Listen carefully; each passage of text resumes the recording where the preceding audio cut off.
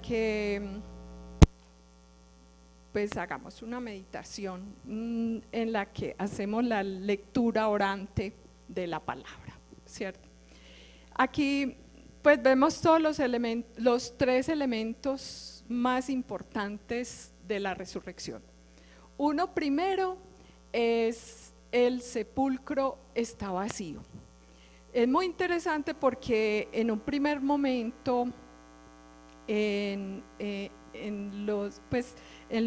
este texto, ¿cierto? Y sobre todo el Evangelio de Mateo, nos va a decir algo, pues estoy leyendo aquí San Juan, realmente estoy leyendo San Juan, capítulo 20, si lo quieren mirar, versículo 1 hasta el 18.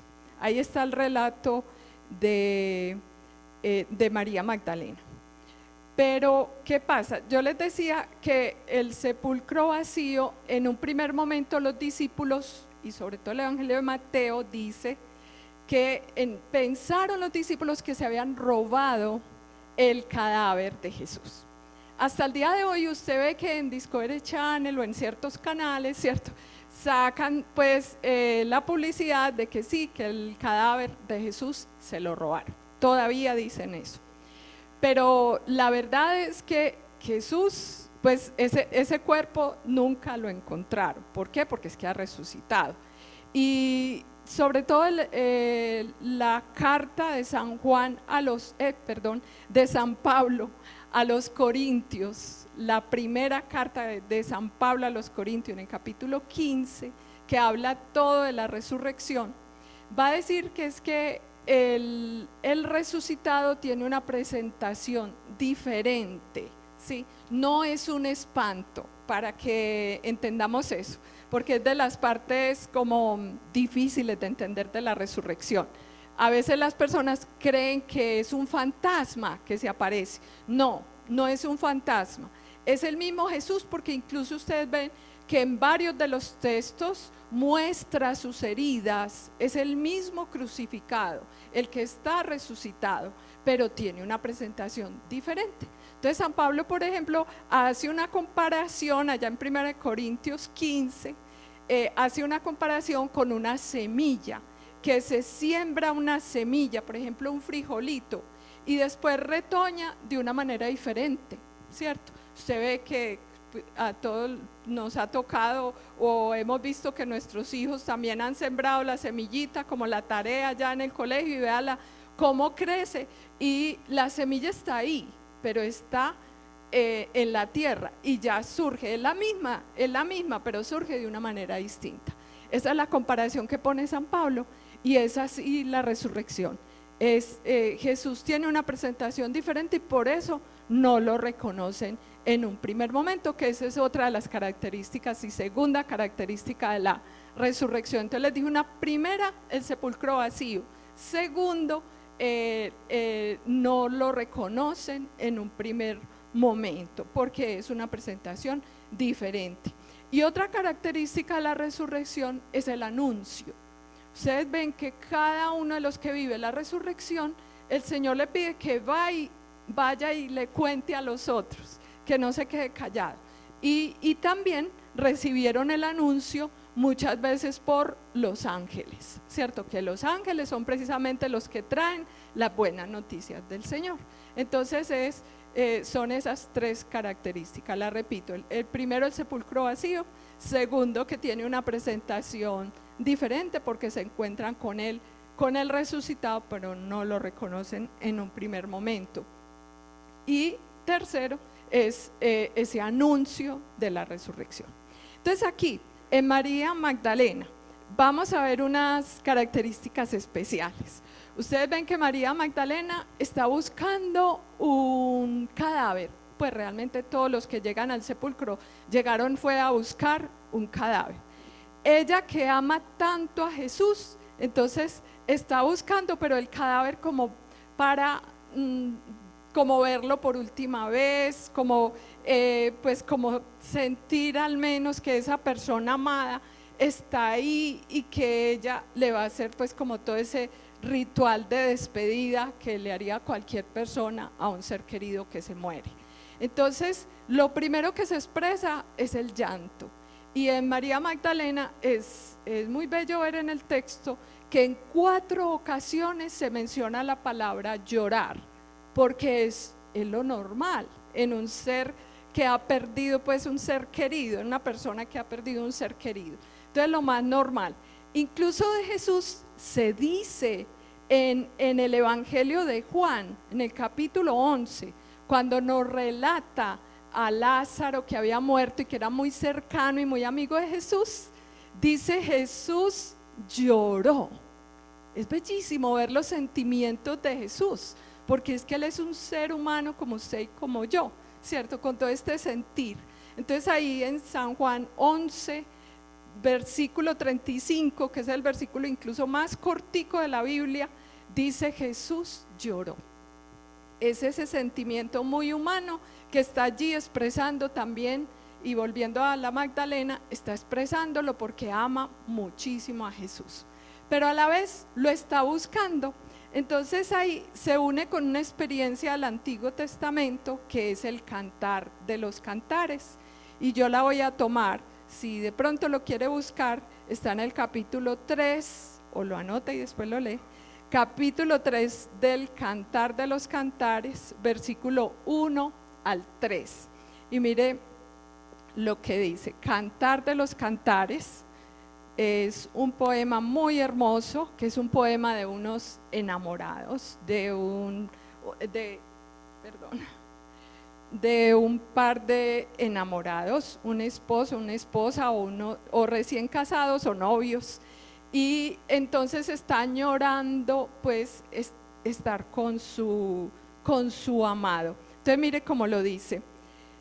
Capítulo 3, Cantar de los Cantares, versículo 1. Voy a leer hasta el 3. Dice: en mi lecho por la noche busqué al amor de mi alma. Lo busqué y no lo encontré. Me levanté y recorrí la ciudad, las calles y las plazas. Busqué al amor de mi alma, lo busqué y no lo encontré. Me encontraron los guardias que hacen ronda en la ciudad. ¿Habéis visto al amor de mi alma? ¿Sí? Entonces así está María Magdalena, buscando a Jesús. Y como va al sepulcro y está vacío, entonces ella dice: ¿y dónde está el amor de mi alma? ¿Cierto? Es evocando todo ese cantar de los cantares. ¿Dónde está, cierto, ese amor de mi alma? Ella lo busca y lo busca. Y es muy interesante observar la actitud de los hombres, de los discípulos, porque ellos entran al sepulcro y se fijan más en los signos. Están las vendas, las que tenían la cabeza, está el sudario que tenía en el cuerpo. Entonces para ellos fue muy significativo esos signos, porque incluso si ustedes se dieron cuenta, dice que el discípulo a quien Jesús amaba vio esos signos, el sepulcro vacío, las vendas, el sudario, y creyó, ¿sí? Creyó. Entonces digamos lo que pues el hombre es más racional, y entonces en este momento se le hace más fácil creer por esos signos, ¿cierto?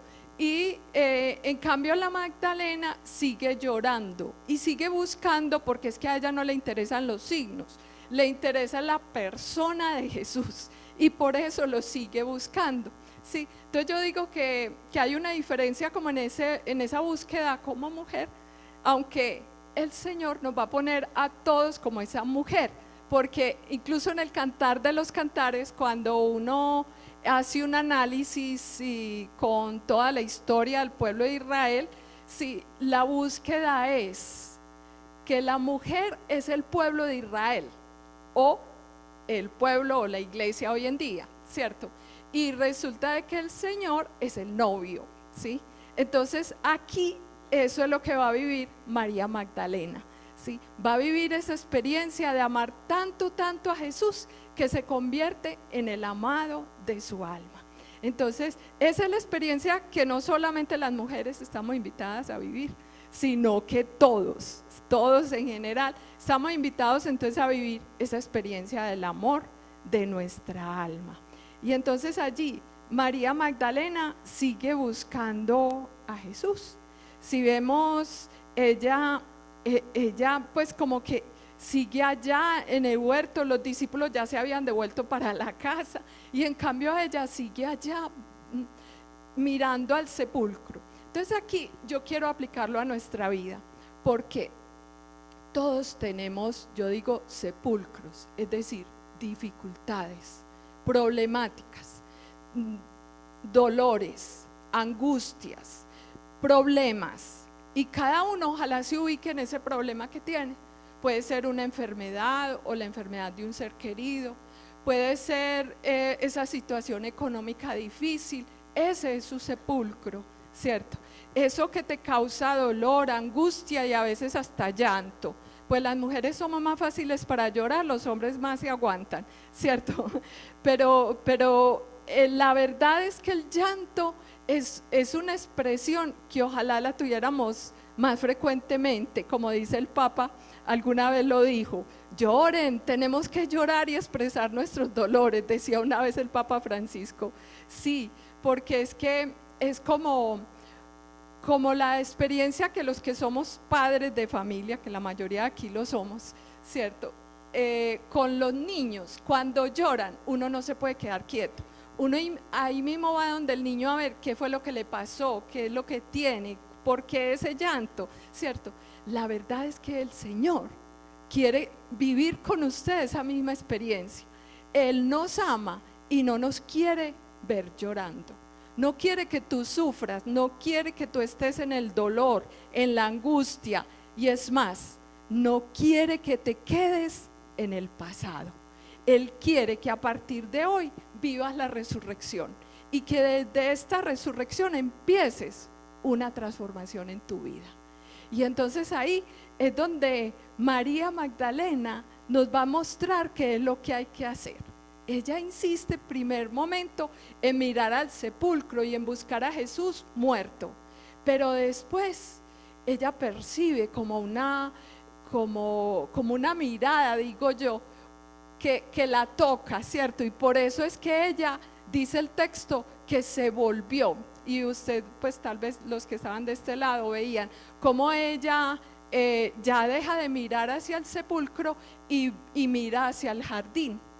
Y el jardín evoca esa primera creación, porque Dios creó al hombre y a la mujer en un jardín, en el paraíso, ¿se acuerda?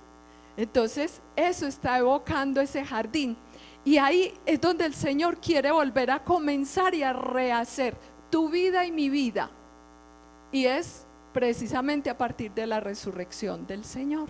Entonces, cuando ya María Magdalena vuelve su mirada, como que siente que alguien la está mirando detrás, ella deja de mirar el sepulcro y se vuelve hacia atrás y ve a Jesús, pero todavía no lo reconoce. Ahí lo muestran pues en la película como tapadito con unos arbolitos, pero la verdad es que seguramente lo vio de frente, pero todavía no lo reconoce. ¿Sí? Porque incluso todavía sigue preguntando María Magdalena, le dice, pero es que Señor, ¿dónde lo has puesto? Si tú te lo has llevado, dime, ¿dónde? ¿Cierto? Ella sigue buscando un lugar, pero no se trata de un lugar, sino que es una experiencia, y una experiencia que se vive solamente en el corazón. Hay una frase muy linda de Saint-Exupéry en El Principito, que muchos tal vez que lo han leído la recuerdan, cuando dice: lo esencial es invisible a los ojos y solo se ve bien con el corazón. Esa es la experiencia que ha tenido María Magdalena. Ha reconocido a Jesús con el corazón. En un primer momento no lo reconoce con la vista, pero cuando él la llama María por nombre propio, inmediatamente lo reconoce, ¿sí? Y ya le va a decir Rabuni, ¿sí? Que es maestro mío, ¿sí? Tú eres mi guía, tú eres el que me va a orientar, yo soy tu discípula, yo te seguiré, ¿sí? Eso es lo que le dice María Magdalena. y lo reconoce totalmente y se reconoce inmediatamente con el amado de su alma. Y esa es la experiencia que también el Cantar de los Cantares nos va a traer, que les voy a remitir a ese pasaje allí en el Cantar de los Cantares, en ese mismo capítulo 3, versículo 4, cuando dice: apenas los había pasado cuando encontré al amor de mi alma, lo agarré y no lo soltaré. Y también en el capítulo 5, versículo 2, dice: yo dormía y velaba mi corazón, pero es la voz de mi amado que me llama. Ábreme, hermana, amiga mía, paloma mía, sin tacha. Mi cabeza está cubierta de rocío. Bueno, y entonces ahí habla pues de ese encuentro con el amado. Y es la experiencia a la que yo lo quiero invitar hoy. Yo le hablaba hablábamos de nuestras crisis, de nuestros sepulcros, de nuestros llantos, de todas esas problemáticas que tenemos. Pero el Señor ahora nos quiere mostrar, como a María Magdalena, su rostro, su presencia de resucitado. Pero eso sí, tienes que disponer el corazón, disponerlo a escucharlo. Pues sí, porque viene por la escucha. Ese encuentro con el resucitado viene en primer lugar porque escuchemos hoy, y lo estamos haciendo aquí, su palabra, ¿cierto? Cuando ya escuchamos que nos llama por nombre propio, entonces vamos a encontrarnos con el amor de nuestra alma y vamos a ver que es el Señor el que quiere lo mejor para ti, el que quiere sacarte de ese sepulcro, sacarte de esa angustia, sacarte de esa problemática. Entonces allí es donde está esa experiencia a que nos invita San Juan con una pregunta que se la hizo Jesús a María Magdalena. Se la hizo el mismo Jesús: ¿a quién buscas? ¿Sí? Es muy interesante porque el Evangelio de Juan, en el primer capítulo, cuando estaba llamando a sus primeros discípulos, según el relato de Juan, los primeros discípulos de Juan Bautista siguen a Jesús, se van detrás de él, porque Juan Bautista les dice: he ahí el Cordero de Dios. Y entonces Jesús es el que se devuelve y les dice: ¿qué buscan? ¿Cierto? Les hace la pregunta: ¿qué buscan? Y en cambio aquí a María Magdalena le dice: ¿a quién buscas? Entonces muy interesante porque es ese que buscas es el que nos cuestiona en nuestra vida, como toda la vida. Nosotros, ¿por qué nos levantamos cada día? ¿Qué es lo que nos mueve? Nos mueve nomás un trabajo que tenemos que realizar, unas actividades en la casa, de organizar la casa, la comida, la ropa, no sé, como amas de casa. ¿O qué es lo que nos mueve? ¿Sí? ¿Qué buscamos? ¿Cuál es el sentido de nuestra vida? ¿Sí? Hoy precisamente venía una joven a interrogarme y era precisamente tratando de encontrar el sentido de su vida. Pues me daba mucha alegría como escucharla, porque ella decía: es que he buscado en el estudio, he estudiado muchísimo, estudié una carrera, estudié una especialización, estudié un magíster, soy doctora en tal cosa. Y yo le decía: ay, qué bueno, pero me decía: pero eso no me llena. Soy casada, llevo 12 años de casada, tengo hija, o sea, yo tengo todo económicamente, todo está bien, no tengo problemas, pero no le encuentro sentido a mi vida. Y es verdad.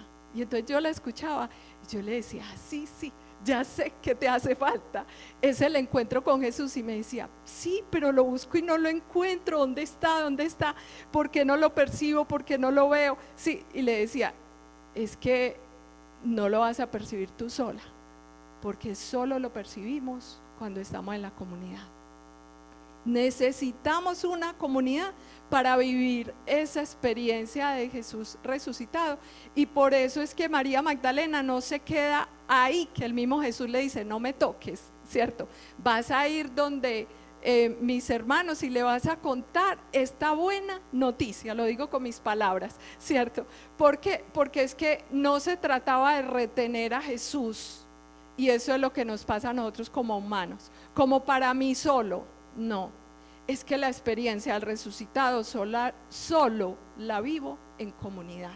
Cuando yo me doy, cuando yo le ayudo al otro, cuando le cuento esta buena noticia, cuando se la comparto, cuando usted y yo venimos a esta escuela y nos encontramos con tantas personas que van viviendo la experiencia del Señor, entonces uno dice, aquí el Señor está resucitado. Y ahí yo no quiero quedarme con más palabras. Yo quiero invitar a una pareja de matrimonio, que son John Jairo y Jenny. ¿Ya llegarían? ¿Sí? Ah, bueno. Yo quiero invitarlos para que ellos nos den el testimonio. El Señor ha pasado por sus vidas de una manera espectacular. A mí me ha tocado ver ese paso del Señor por sus vidas. Ellos están aquí desde muy jóvenes en la escuela bíblica. Se conocieron aquí en la escuela bíblica. Y bueno, ya nos contarán pues todos los detalles de su experiencia de resurrección en su vida. Y por eso quisimos invitarlos, para que sea el Señor el que muestre todo su poder y su gloria como lo sabe hacer siempre.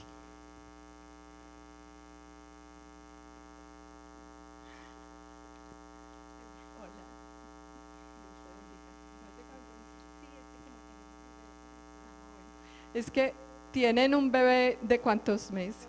De 2 mesecitos nomás. Entonces aquí están, a ver, buscando quién se los tenga mientras dan el testimonio. Y tienen otra niña, ¿trajeron la niña también? Bueno, ya nos van a contar todos los detalles. Bienvenidos.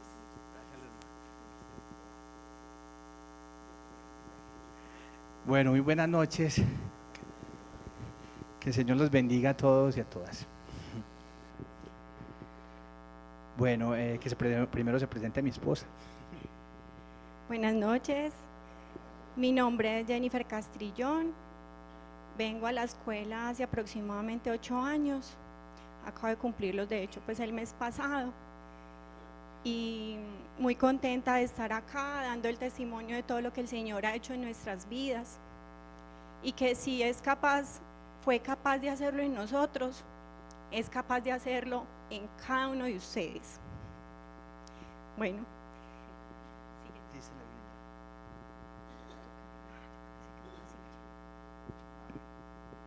Yo creo que damos la silla allá donde estábamos sentados, la Biblia. Pero aquí tenemos,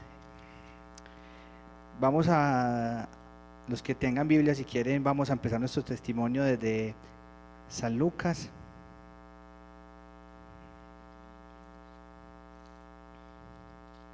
(22, 54 al 62). Y justo lo acabamos de vivir en Semana Santa, que el Viernes Santo. Entonces este episodio dice así: entonces le prendieron, se lo llevaron y le hicieron entrar en la casa del sumo sacerdote. Pedro le había siguiendo de lejos. Habían encendido una hoguera en medio del patio y estaban sentados alrededor. Pedro se sentó entre ellos. Una criada, al verle sentado junto a la lumbre, se le quedó mirando y le dijo: esta también estaba con él. Pero él lo negó. Escuchen lo que dice: mujer, no le conozco. Poco después le vio otro y dijo: tú también eres uno de ellos. Pedro dijo: hombre, no lo soy. Pasada como una hora, otro aseguraba: cierto que este también estaba con él, pues además es Galileo. Y le dijo Pedro: hombre, no sé de qué hablas. Y en aquel mismo momento, cuando aún estaba hablando, cantó un gallo. El Señor se volvió y miró a Pedro. Recordó Pedro las palabras que le había dicho el Señor: antes que cante hoy el gallo, me habrás negado 3 veces. Y saliendo fuera, rompió a llorar amargamente. Palabra de Dios. Bueno, y quisimos iluminar nuestro testimonio desde este evangelio, porque más o menos a nosotros nos pasó lo mismo. Y es que nos sentimos unos Pedros desde la vida espiritual de cada uno y también como pareja, porque también lo hemos negado. Lo negamos también 3 veces. Y lo más triste es que si ustedes se ponen a ver a Pedro estaba siempre al lado del Señor. Estaba inclusive en el momento de la transfiguración. Inclusive yo tengo tenido la fortuna de ir a ese lugar y ese lugar es hermoso. Ese monte, cierto, es hermoso. Y yo decía, incluso con razón Pedro quería quedarse aquí, que Señor, hagamos tres tiendas, una para Elías, otra para Moisés y otra para ti, quedémonos aquí, qué chévere, ¿cierto? O sea que en ese momento Pedro vio que Jesús era el Mesías. Él estaba convencido y seguro, porque es que ya él había revelado el Mesías en su plenitud, que era Dios mismo. Y a pesar de esto, el berraco lo niega, ¿cierto? O sea, inclusive yo diría que es más grave lo que hizo Pedro que lo que hizo Judas. Pero bueno, o sea, la tradición es más grande, pero al final, ahora vamos a ver cuál es la diferencia, ¿cierto? Que hay una diferencia muy grande entre los dos. Bueno, en todo caso, entonces desde ahí les vamos a contar las 3 negaciones que nosotros hicimos y las quiero recalcar desde volver a recordar. Mujer, no le conozco, la primera negación, desde el tener. La otra negación, hombre, no lo soy, desde el ser. Y la otra, hombre, no sé de qué hablas, desde el hacer. Entonces ahí les queremos contar un poquito ya de nuestra vida, un resumen chiquito de cómo estábamos al momento de conocernos. Bueno, pues resulta que ambos venimos de familias disfuncionales. Ninguno de los dos crecimos con papá, sino en una casa pues con diferentes familiares y la mamá. Y el Señor como que une muchas veces historias, pues a veces es para peor, pero precisamente para uno poder tener esa oportunidad de abrirle el corazón, de transformar tantas cosas negativas, tantas dificultades, tantos vacíos que uno ha tenido en el corazón, y así poderse glorificar aún más en la vida de nosotros, individualmente y familiarmente. Pues resulta que ambos veníamos también de relaciones más bien complicadas. John llevaba 6 años y medio con una persona y pues vivía muy cómodamente porque esta persona le permitía hacer muchas cosas, llegar tarde, a veces hasta salir, pues terminar y volver, y entonces esto hacía que él estuviera muy cómodo y que estuviera muy apegado a esta persona y que fuera difícil terminar con ella. Lo había intentado varias veces y no había podido. Yo también venía con 4 años con una persona también en dificultades, y era tal el extremo de la dependencia que yo sabía que no iba a ser capaz de dejar a esta persona aunque no me conveniera, aunque sabía que no me hacía bien.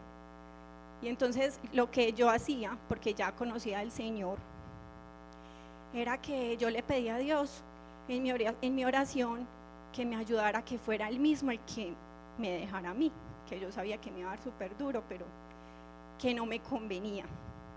Y hasta que se llegó el día en que el Señor me escuchó, y yo creí que el mundo se me acababa. Yo creí que me iba a morir, ¿no? Que no iba a poder continuar más. Y yo desde hacía días venía pidiéndole que me ayudara a encontrar un espacio, porque por el trabajo y el estudio que ya tenía me había tocado relegar los grupos de la parroquia a los que pertenecía y en los que venía sirviendo. Entonces una vez me invitaron a que viniera a un evento y me gustó mucho y el horario fue perfecto. Entonces el Señor me trajo, y llevando acá casi un año me conocí con John Jairo y empezamos una relación muy intensa, a tal punto que a los 2 meses de ser novios quedé en embarazo. A mí me llaman tiro fijo. Y la verdad, pues eso fue un choque muy duro. Pues me imagino que sobre todo para John, que venía más tiempo que yo acá en la escuela y ya era líder, era coordinador de comunidad de jóvenes. Entonces fue la verdad muy difícil contar acá en la escuela. Para nosotros eso fue lo más difícil, aunque gloria a Dios recibimos todo el amor, todo el apoyo, la comprensión de las personas más cercanas a nosotros. Pues de más que también hubo personas que, pues de más que se cuestionaron, como estos, como John Jairo, tanto tiempo, con otra relación que la muchacha también era de acá. Entonces, tanto tiempo con esta muchacha y de un momento a otro llega otra y ahí mismo la embaraza. Dios mío. Pero bueno, los planes del Señor son maravillosos y era por algo que nos juntó. Y miren que, como que les decíamos, que nos parecíamos como a Pedro, porque a pesar de que ya habíamos conocido del Señor, ella en la parroquia, ella llevaba más o menos un año aquí en Yeshua, y yo que llevaba ya mucho tiempo, inclusive en ese momento habíamos formado un grupo de evangelización que se llamaba Metanoia, con Juan David, Wilson, Alexander y yo. Y la verdad era, o sea, yo me estrellé en ese momento contra el mundo. Fue un momento que yo estaba de desolación completa, de tristeza, porque había dejado una relación de muchos años y fue como, o sea, ni siquiera fue planeado, fue un momento que pasó, por algo, bendito sea mi Dios, pasó, porque hoy está con nosotros Isabel y es una bendición. Y digamos que nosotros también habíamos visto transfigurar al Señor, habíamos visto cambiar nuestra vida, habíamos visto que Él había pasado con poder por nuestra vida. Inclusive yo les había contado muchas veces en mi testimonio aquí en Yeshua de cómo sanó mi relación con mi padre, cómo Él pasó de manera poderosa por mi adolescencia y por toda mi infancia, sanando todo lo que había vivido. Y a pesar de eso lo había negado, a pesar de eso no le había creído que las relaciones prematrimoniales eran fundamental y que perdón, eran malas y que eran pecado, ¿cierto? Que eran pecado, que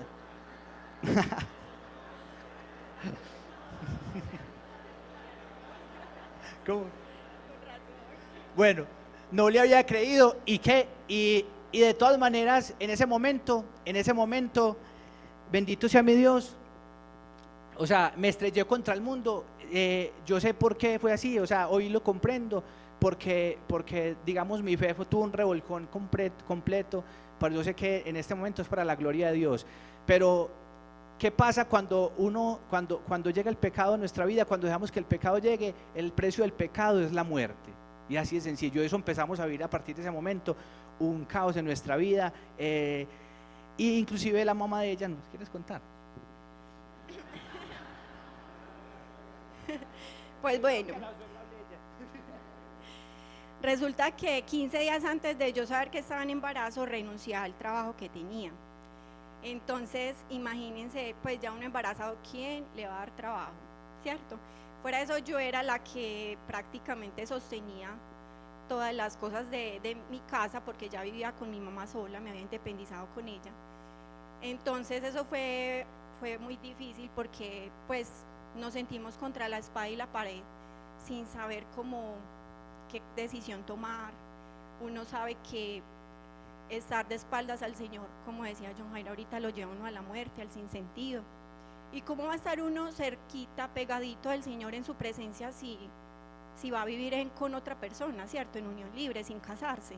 ¿Y cómo nos íbamos a casar si llevamos 2 meses de apenas empezar una relación, a conocernos? Eso era una locura. Pues, ¿cómo íbamos a cometer un error peor del que un error? No, perdón, porque Isabel no es un error, sino que la decisión que tomamos de espaldas al Señor iba a ser peor si seguíamos de espaldas a Él. Entonces, la verdad fue supremamente difícil. Oramos, le pedimos al Señor que nos iluminara, también a otras personas que nos ayudaran a ver qué decisión tomábamos, porque todo tenía, pues cualquiera de las cosas que hiciéramos era, mejor dicho, un caos. John ya era el que trabajaba solo, entonces le tocaría pagar los gastos de él y además pagar los míos de otra casa si íbamos a seguir viviendo solos. Si nos íbamos a vivir juntos, entonces seguir en Yeshua liderando así. Ahí sí que es cierto que nos iban a condenar, que iban a hablar de nosotros, y además que también sabíamos por nosotros mismos que no íbamos a poder comulgar, que no íbamos a poder estar en su presencia. Entonces, pues mi mamá se fue para Panamá, entonces ya me quedé yo sola. Ahí sí que decidimos definitivamente que íbamos a tener que vivir juntos en unión libre.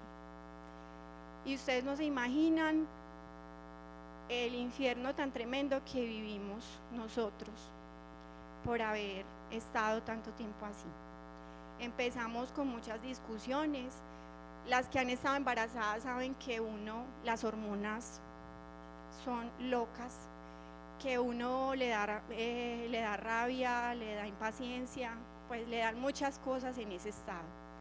Y obviamente, ¿quién se las paga a uno? El que está al lado, ¿cierto? Fuera de eso, empezamos a buscar ayuda, a decir, no, es que tenemos que estar estables para poder tomar la decisión de casarnos. ¿Cómo nos vamos a casar si vivimos agarrados a toda hora? No nos ponemos de acuerdo en nada.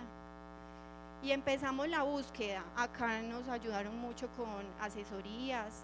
Tampoco encajamos como con ninguna pareja. Logramos si individualmente logramos hacer procesos, porque gracias a un proceso que yo viví, también pude hacer la sanación con mi padre, que es algo que le hace que uno tenga una autoestima baja, sea muy inseguro, y eso también le afecta a sus relaciones, especialmente la de pareja. Entonces, digamos que por ahí empezamos, pero no tomamos la decisión, la que había que tomar. Entonces, seguimos yendo donde una psicóloga del Centro de Familia de la UPB, también nos ayudó mucho, pero no nos resolvió el problema. No lográbamos la estabilidad que buscábamos para poder tomar la decisión de casarnos. Entonces, sí. Miren, lo primero que uno hace cuando pasa algo como esto, y yo no sé si a usted le ha pasado, es que uno quiere alejarse de la comunidad y uno quiere no volver. Yo dije, yo no vuelvo a predicar, no vuelvo a servir, me voy, yo ya no soy digno. Entonces lo primero que uno tiene en el corazón, que le pone, yo no sé quién se lo pone, pero lo primero que uno siente es culpa, ¿cierto? Es culpa. Entonces uno se llena de culpa y uno dice, no, yo que era el mejor, yo que era tantas cosas y ya soy el peor, ya no soy ejemplo, ya no soy nada. Y en mi familia, digamos que yo estaba en el top de que siempre había salido con las uñas adelante, que ya era profesional, ya era magíster, ya tenía una estabilidad económica grande, ya tenía muchas cosas logradas en el mundo, digámoslo así. Era profesor de la Universidad de Antioquia, estaba en investigación, estaba haciendo una mano de cosas ya, pero entonces este muchacho como a los 28 años se pone en esta, ¿cierto? No organizó bien su parte sexual y vea lo que le pasó. Entonces, inclusive en ese tiempo, después yo le decía a Juan David, ¿vos por qué no viste esa charla hace como 15 días, hombre? Porque dio una charla sobre sexualidad inteligente, ¿cierto? Pero fue después de que ya había pasado todo. Entonces, en ese momento, pero ya sabemos por qué no podía haber hecho, ¿cierto? Bendito sea mi Dios, Dios escribe derecho en renglones torcidos. Y entonces, en ese momento, digamos que la primera tentación fue irme, inclusive nos fuimos un poquito y estuvimos ahí, pero como que algo que nos decía, no se vayan, sigan perseverando, y de verdad que si algo yo y agradezco en el alma a esta escuela, a esta bendita escuela bíblica católica Yeshua, que en vez de juzgarnos nos abrazaron, que en vez de echarnos, antes nos llamaban a que viniéramos. Y es más, Oscar en ese momento nos abrió la oportunidad de venir a una comunidad de parejas, que es nuestra gran comunidad, la que llamamos nuestra comunidad el Taller del Maestro, que por aquí veo muchos compañeritos de comunidad. Entonces, de verdad que en ese momento esa comunidad nos abrió el espacio y en vez de, como les digo, de juzgarnos, nos acogieron y empezaron a ayudarnos, a aconsejarnos, a orar por nosotros, sobre todo a orar mucho por nosotros. Y Y como les digo, o sea, nosotros pues no somos tan incoherentes tampoco, porque tratábamos inclusive hicimos mucho tiempo, una vez hasta 8 meses hicimos, convivimos en castidad, hicimos el propósito en el nombre del Señor, fuimos y nos confesamos y le pedimos al Señor que nos llevara a vivir en castidad mientras que lográbamos esa estabilidad, ¿cierto? Mientras que lográbamos como, bueno, para que cuadremos todos y nos casemos. Pero ¿cuál era el problema? Y vuelvo donde iba ella. El problema es que estábamos buscando tener una estabilidad de pareja con nuestras fuerzas. Oiga pues, cuando uno cree que con sus fuerzas humanas, con la inteligencia humana, con la sabiduría humana, va a lograr que una relación de pareja funcione, pues a mí no me funcionó, yo no sé quién le funcionaba, ¿cierto? Y por eso uno ve grandes profesionales brillantes, que son demasiado inteligentes, son hombres expertos en determinadas ramas de la ingeniería, de la medicina, y sus vidas de familiares destruidas, separados y todo eso, ¿cierto? Entonces uno dice, ¿cómo uno es tan bueno para hacer tantas cosas? ¿Cierto? ¿Cómo soy capaz de solucionar problemas que nadie es capaz de solucionar o que muy poquitos son capaces de solucionar y no soy capaz de solucionar mi relación de pareja con una sola persona, ¿cierto? Pero bueno, bendito sea mi Dios, era porque, y con eso ya le doy la entrada a mi esposa, era porque la estábamos buscando en el mundo, ¿cierto? Y además porque de una u otra manera volvíamos a caer, cuando uno está en pecado, una de las consecuencias del pecado y de estar de espaldas a Dios, es la tristeza. ¿Se acuerdan del evangelio de los discípulos de Emaús, que también es, en estos días lo vamos a ver y lo vamos a, ¿cierto? Y lo estamos, esta semana, ¿cierto? Salió. Bueno, entonces dice que cuando ellos se iban alejando de Jerusalén, ellos iban tristes por el camino. Así le pasa a uno cuando se le va alejando de Dios. Cuando uno va tomando decisiones de espaldas a Dios, va triste por el camino. Yo, eso es como el test que le digo a las personas. Bueno, vamos a ver si usted está en la presencia del Señor, ¿cierto? O si está yéndose de Jerusalén. Irse de Jerusalén es irse de la comunidad, irse de la presencia de Dios. Y cuando uno está yéndose de Jerusalén, en su vida empieza a tener tristeza en el corazón y rencillas, y decían que iban peleando, ¿cierto? Que iban peleando. Entonces así, si usted toda hora su esposa le dice, o su esposo le dice, amor, ¿cómo amaneciste? Y usted le responde, ¿cierto? Fue madre, cuestiónese, ¿cierto? O le responde con 3 piedras en la mano, cuestiónese porque está alejándose de la presencia del Señor, se está alejando de Jerusalén. Bueno, entonces mucho tiempo vivimos así, alejándonos de Jerusalén. Y llegamos al punto donde John ya dijo no, bueno, y ambos, porque la verdad yo decía no, ¿cuándo será que se va? Mejor dicho, si mucho tiempo se quedó es porque la niña estaba muy pequeña y yo decía no, es que la niña tan pequeña, yo para irme a trabajar y dejarla con quién.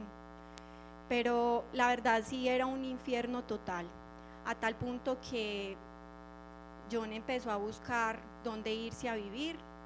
Empezamos pues como a pensar que esa era la solución, que no, que mejor tratáramos de organizar las cosas para que fuéramos los mejores padres para Isabel posibles, porque definitivamente como pareja no habíamos podido. Entonces él consiguió un apartamento, empezó a comprar sus cosas y eso fue supremamente duro. Yo me hacía siempre la dura y yo le decía, él me decía, me voy a ir de la casa nomás, no sé qué, y yo, andate, pues, es que ¿quién te está amarrando? Yo no te tengo amarrado de la pata de la cama, como decían las abuelas. Sí, súper orgullosa, pero cuando él empezó a comprar las cosas y que si me acompañas a comprar el televisor y la nevera, eso sí fue súper duro. Yo, ay, güey, madre, ahora sí es en serio. Y bueno, así compró muchas cosas, yo lo acompañaba y yo, Señor, que se haga tu voluntad, yo sé que esas cosas van a ser para mí también. Yo sé que vamos a comprar todo nuevo. Y efectivamente, pues él aprovechó una vez que la niña salió a vacaciones en octubre, que salen una semana, porque él tampoco era capaz de irse así y dejar la niña. Entonces mandó la niña para donde una tía y se fue esa semana. Como a los 6 días, no fue capaz de quedarse más por allá. Ya volvió, ya dijo no, arreglemos las cosas. vamos a hacer un salto de fe, eso es lo que nos ha faltado a nosotros. Ya vamos para allá.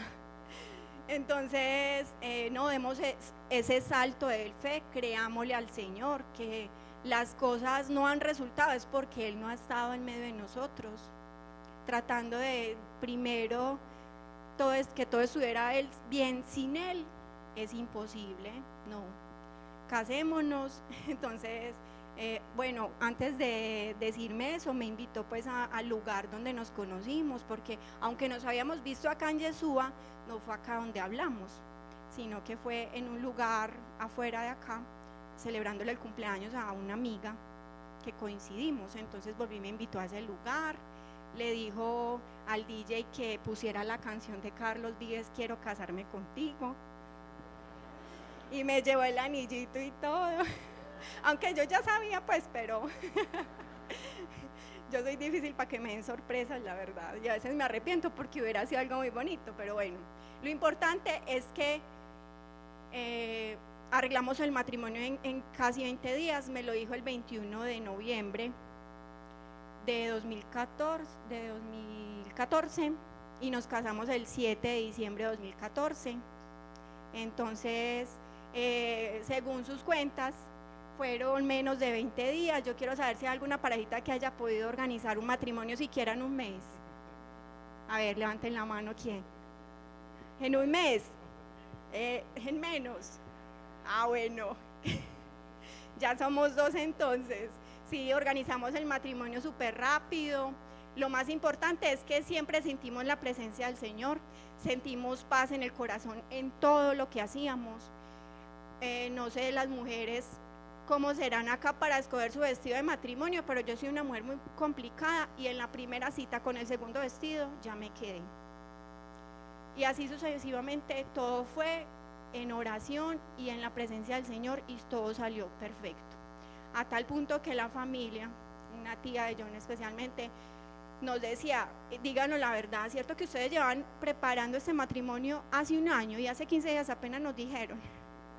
Y nosotros, no, es en serio, apenas. Nadie nos creía, porque cuando uno le dice sí al Señor, lo demás es añadidura, Él hace lo demás perfecto. Lo importante es que uno disponga ese corazón, le diga sí, y no solamente en el altar, sino que es una decisión de decírselo cada día. Cada día a la pareja hay que decirle sí. Si un día nos levantamos, no dormimos bien, nos levantamos cansados y la pareja necesita antes más apoyo, hay que decir sí, y no a la pareja, sino primero al Señor. Porque si uno está bien con el Señor, está bien con todo. Él le da a uno las fuerzas, Él le da a uno la tranquilidad, Él le da a uno su Espíritu Santo para que todo salga perfecto. Entonces, yo quiero también decirles que algo que durante este tiempo he estado como meditando de por qué va a ser pecado uno tener relaciones prematrimoniales si por ejemplo lleva 5 años con su novio, y es porque uno no puede arriesgar a que un hijo venga a este mundo sin una familia, y a uno nadie le asegura que aunque lleve 5 años o 10 años esa familia se vaya a formar, ¿cierto? Porque todos cambiamos cada día, y me ha tocado ver parejas que llevan muchísimos años y cuando llega un embarazo, cuando llega un hijo, se van. Y más que todo eso es si uno no está pegadito del Señor, si uno no lo está dando ese sí diariamente. Ahí es donde más fácilmente uno puede destruir todo lo que el Señor quiere hacer en uno. Miran, ¿cuál es la diferencia entre Judas y entre Pedro? Hay una diferencia muy grande. Aunque el berraco Pedro, les dije, había visto todos los milagros del Señor, sabía que Jesús era el predilecto, o sea, junto a los Santiago y Juan, y lo negó, ¿cierto? Pero ¿cuál es la gran diferencia? Si quieren que se las diga, bueno. La gran diferencia es que Pedro creyó en la misericordia de Dios, que Pedro creyó que Jesús lo podía salvar. de sus negaciones, que Pedro estaba seguro que el Mesías, el amor de sus amores, como ahorita nos decía Luzma, lo iba a sacar del sepulcro. ¿Se acuerdan? De todas las dificultades, de todo lo que estaba, de todas esas negaciones, de toda esa culpa que tenía, porque dice que se fue a llorar amargamente. ¿Sí se acuerdan? Se fue a llorar amargamente. Eso nos pasó a nosotros, nos fuimos a llorar amargamente y lloramos mucho tiempo y empezamos, y la bendición es que seguimos perseverando como le pasó a Pedro, a pesar de que se fue para Galilea, ¿cierto? Y el Señor fue y nos rescató. Y ese día, el día que yo tomé la decisión de que nos casáramos, creí en la misericordia de Dios. ¿Y saben qué le dije yo al Padre cuando me confesé? Padre, yo me confieso, yo único me quiero confesar. El día para casarme le dije, es que no creí en Dios, es que yo no había creído en Dios, yo no sabía que era un salto de fe como el Señor me estaba pidiendo, a pesar de que estábamos todavía en dificultades, que no se habían arreglado las cosas como yo a nivel racional quería. Yo soy ingeniero y por eso soy muy racional, quería que funcionara a nivel racional, pero nunca funcionó. Y le pedí al Señor, ese día es como que me hubiera tirado al vacío, aquí que hay como un vacío, como que me hubiera tirado allá, seguro de que Él no me iba a soltar, seguro que Él me iba a sostener, seguro que mi relación de pareja ya no iba a ser entre los dos, ya seguro de que Él estaba ahí, de que Él estaba en medio de los dos. Y cuando ya en este momento, a pesar, todavía tenemos hasta las mismas dificultades, pero ya es diferente, porque yo ya le echo a Jesús y ya se baja un poquito.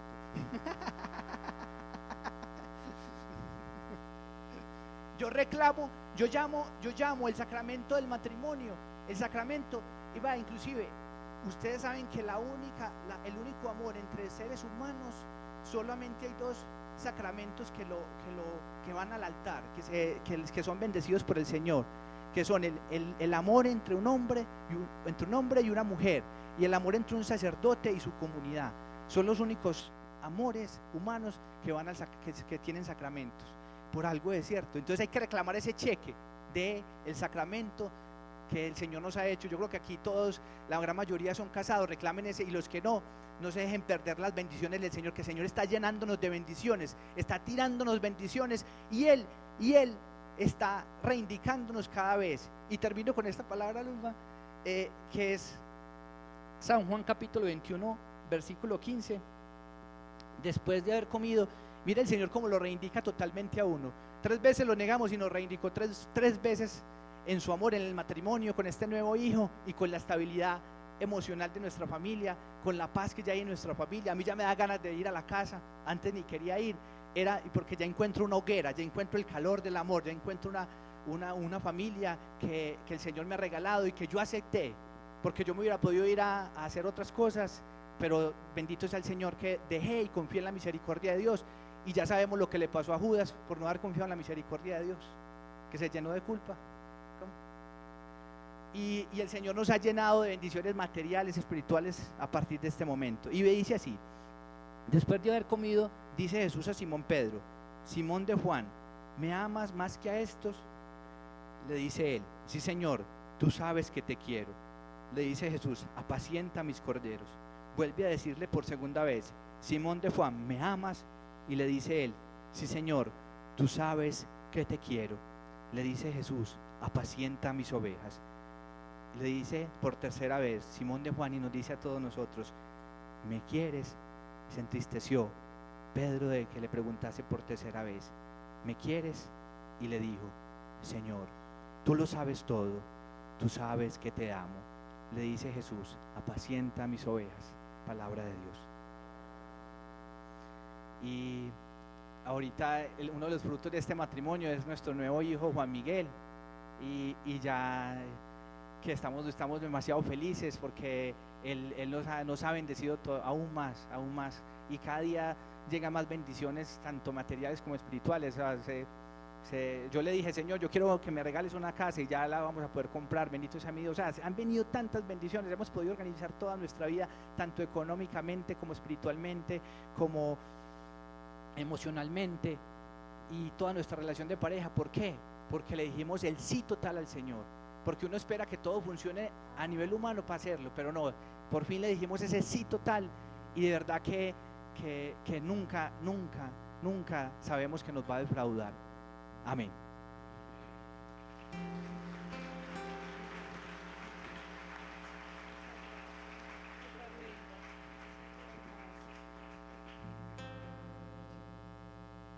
Bueno, vamos a terminar con una pequeña oración. Si quieren ponerse de pie unos minuticos.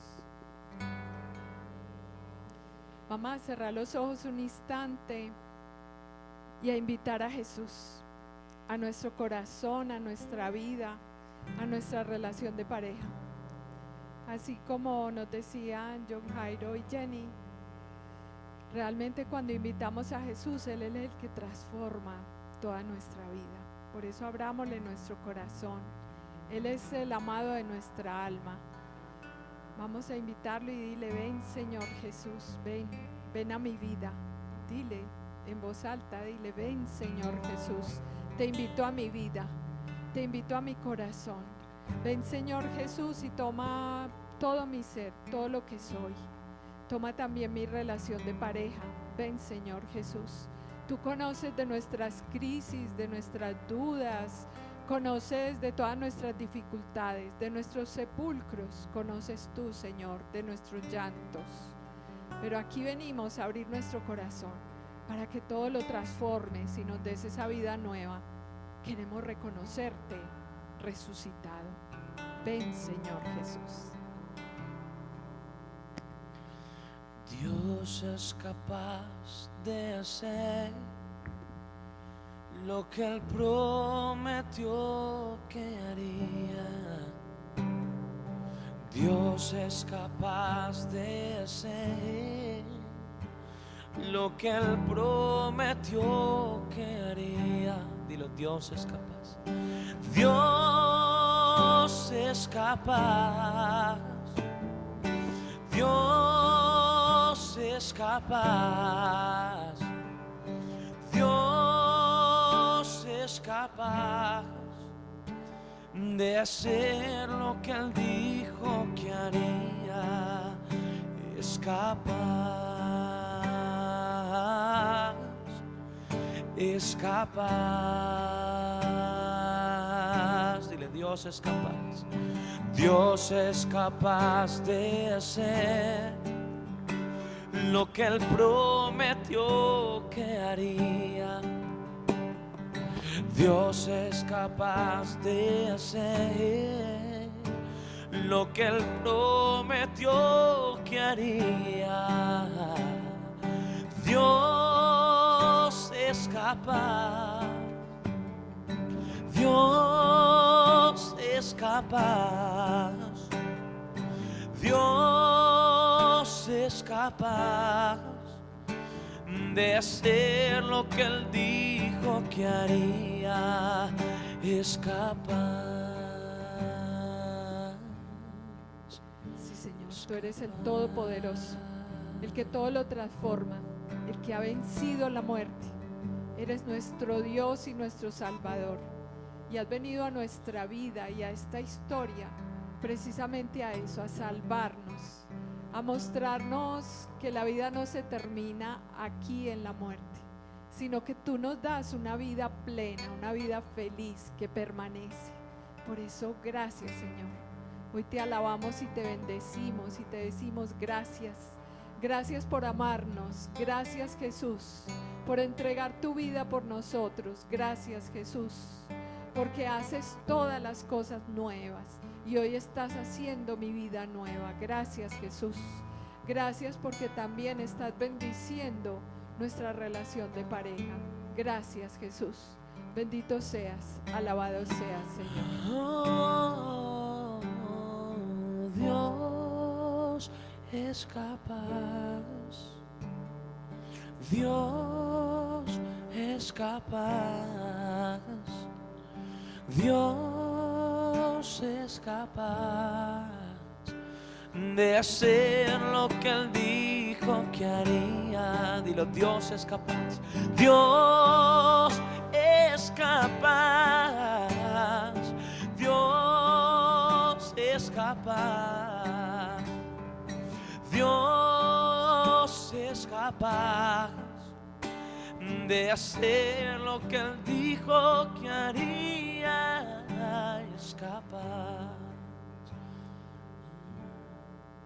Y a ti, María, tú que creíste en la palabra del Señor, en el Señor que te dijo lo que es imposible para el hombre es posible para Dios. Por eso hoy, María, Madre de Dios, Madre nuestra, nos dirigimos a ti para que nos enseñes a creer como tú has creído, con todo el corazón, con toda el alma, con todo el ser.